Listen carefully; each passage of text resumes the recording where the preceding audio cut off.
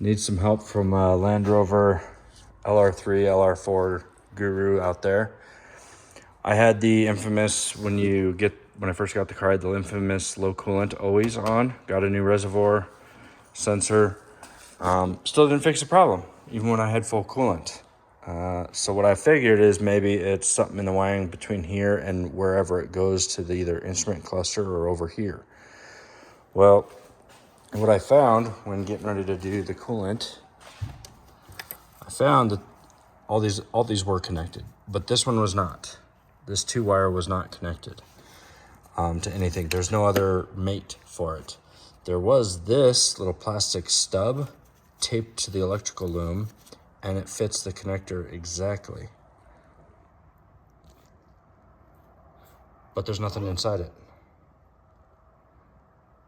And so I'm sitting here trying to figure out how to use a voltmeter to prove whether either of these two leads go over to the wiring harness here.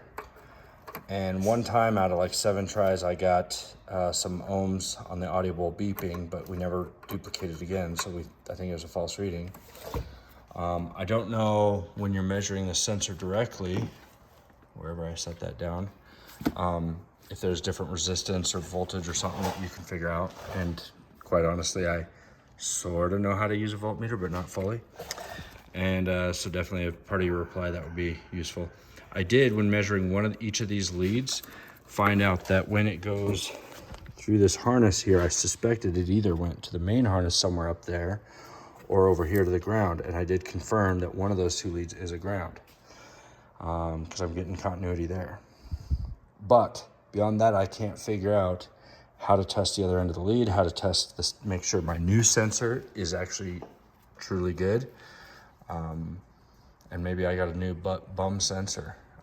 So any help you guys have out there, you can let me know. I'm gonna get torn into putting a new radiator and coolant hoses in.